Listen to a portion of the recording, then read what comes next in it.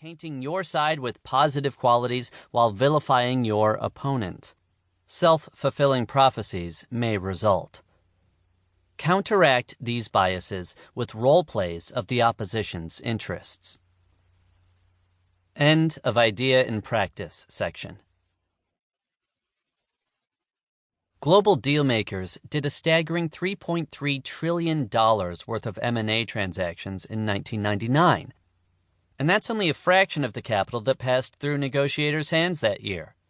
Behind the deal-driven headlines, executives endlessly negotiate with customers and suppliers, with large shareholders and creditors, with prospective joint venture and alliance partners, with people inside their companies and across national borders. Indeed, wherever parties with different interests and perceptions depend on each other for results, negotiation matters. Little wonder that Bob Davis, vice chairman of Terra Lycos, has said that companies have to make deal-making a core competency. Luckily, whether from school books or the School of Hard Knocks, most executives know the basics of negotiation. Some are spectacularly adept. Yet, high stakes and intense pressure can result in costly mistakes. Bad habits creep in, and experience can further ingrain those habits. Indeed, when I reflect on the thousands of negotiations I have participated in and studied over the years, I'm struck by how frequently even experienced negotiators leave money on the table, deadlock, damage relationships, or allow conflict to spiral. There are as many specific reasons for bad outcomes in negotiations as there are individuals and deals, yet broad classes of errors recur. In this article, I'll explore those mistakes, comparing good negotiation practice with bad. But first, let's take a closer look at the right negotiation problem that your approach must solve. Solving the right negotiation problem. In any negotiation, each side ultimately must choose between two options: accepting a deal or taking its best no-deal option. That is, the course of action that it would take if the deal were not possible. As a negotiator, you seek to advance the full set of your interests by persuading the other side to say yes and mean it to a proposal that meets your interests better than your best no-deal option does.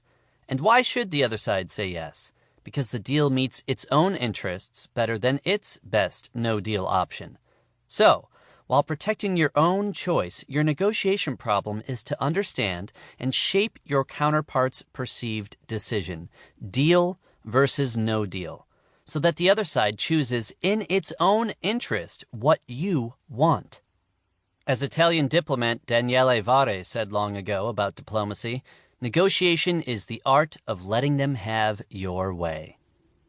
This approach may seem on the surface like a recipe for manipulation, but in fact, understanding your counterpart's interests and shaping the decision so the other side agrees for its own reasons is the key to jointly creating and claiming sustainable value from a negotiation. Yet, even experienced negotiators make 6 common mistakes that keep them from solving the right problem.